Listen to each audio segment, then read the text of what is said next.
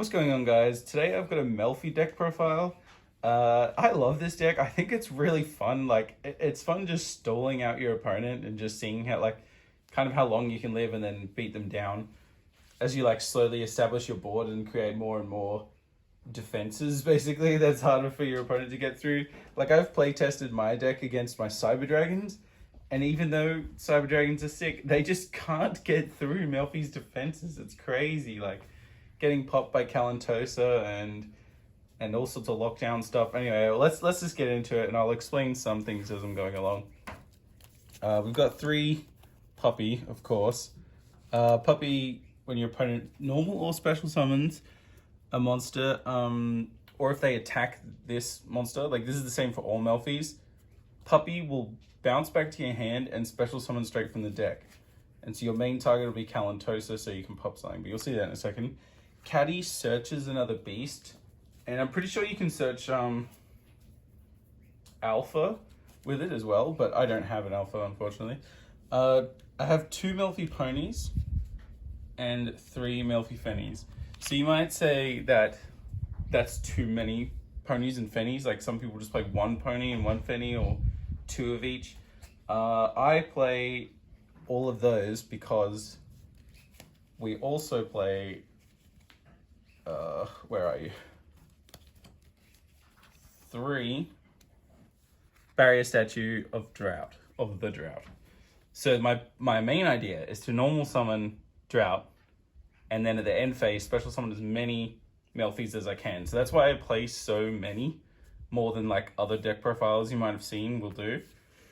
Also, just 3 Melffy Rabbies for being able to summon off of Rescue Rabbit. So I also play 3 Rescue Rabbit. The ratios for this is really funny, right? Like, sometimes you might just want 2 Rabbies, because like otherwise 3 could be a bit bricky and stuff like that, and it's not going to do anything.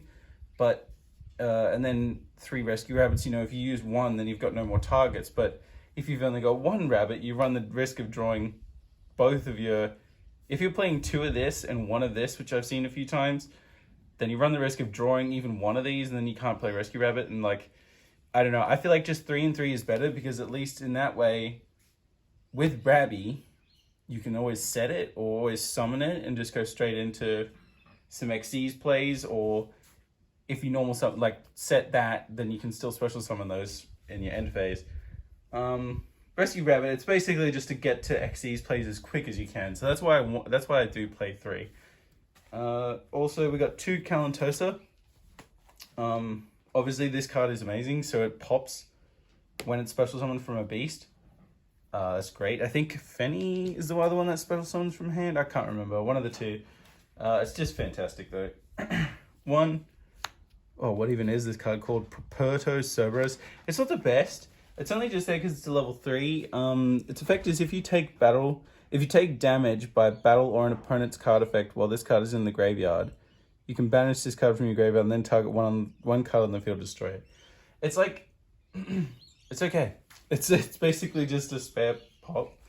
That's pretty much what you can really use it for. Mind Mole, just so, because it's another level 3. Those are the only 2 level 3s I play, and they're just for some synchros you might see after. Mind Moles is once per turn if this card cannot be destroyed by battle.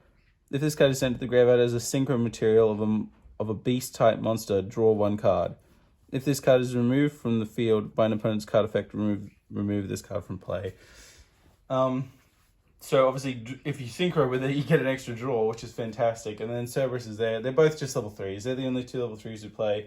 So it's not like you're going to be going into level 5 synchros much. But anyway, that's just the options we have. 3 Hot Bear Squadron. So this is the auto synchro one. This card is fantastic. During your opponent's main phase, quick effect, you can target 1 face-up monster your opponent controls. One face-up monster you control, sorry, not opponent. Special summon this card from your hand, and if you do, immediately after this effect resolves, synchro summon 1 synchro monster using only this card you control and that target. You can only use the effect of Hot Bear Squadron once per turn. And then the final monster, 1 True King, like the Third Sacrum. So this is fantastic because you destroy 2 beasts in your hand, 2 earths, which the only non-earths is Hop Ear. Yeah, that's it. And then you get to destroy 3. Is it banish or destroy? Oh, I can't remember. 3 cards from your opponent's extra deck. Banish up to 3 monsters with different names from your opponent's extra deck. So that's just fantastic. I mean, think about taking out one of their Hulky Fireaxes or Linkross is banned now. Verte Anaconda. Obviously the Dragoon as well. Alright, so that's all the monsters I've got. Now for the spells. We've got 1 Foolish Burial, 3 Melffy Tags, 2 Melffy Hide and Seek, 1 Monster Reborn. I don't know why I have my 1 offs like that. 3 Obedient Schooled. Obedient Schooled. What a card. Okay, let's read this one together. If you control no monsters, special summon 3 level 2 or lower beast effect monsters with different names from your deck, but their effects are negated. Also, they are destroyed during the end phase. For the rest of this turn, after this card resolves, you cannot special summon monsters except for beast monsters.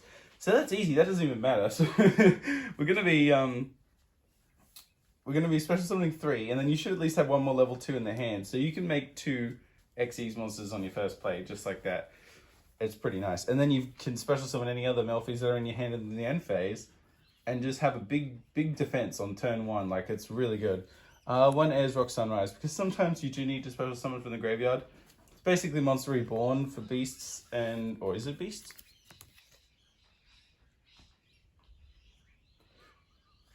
Yeah, beast. And then for each beast, plant, or winged beast monster you currently in your graveyard until the end of this turn, your opponent their monsters lose 200 attack for each one. So it's good. I mean, like, it can help you just bash over something if you need to. And then I only have the 1 Dynamescus, but I also play that. I could probably put some other Paleo cards in, so I don't know why I'm not doing that. But it's also because they special summon as an Aqua, and sometimes you might be locked into Beast. For the extra deck now, 3 Melffy of the Forest, 1 Joyous Melffys, 1 Melffy Mummy, Phantom Knight's Cursed Javelin, the number 64, Ronin Raccoon Sandy. I never actually read that name. 2 Herald of Arclight, 1 Naturia Beast, 1 Naturia Bicon, Go-Yo Guardian, and then for the links, Cross Sheep, Borrowload Dragon, and Borrowsword Dragon. So Melffy's beat down usually as their win condition. Go-Yo Guardian's nice for that because they're all Earth tuners. Oh, wait a minute. No, they're not. Sorry. Hopper Squadron is not. And then we've also, Borrowsword, great for OTKs, Borrowload, and Cross Sheep is good for reducing your opponent's attack and increasing yours and beating down your opponent. Cool, thank you for watching. That is my Melffy deck profile. Have a nice day.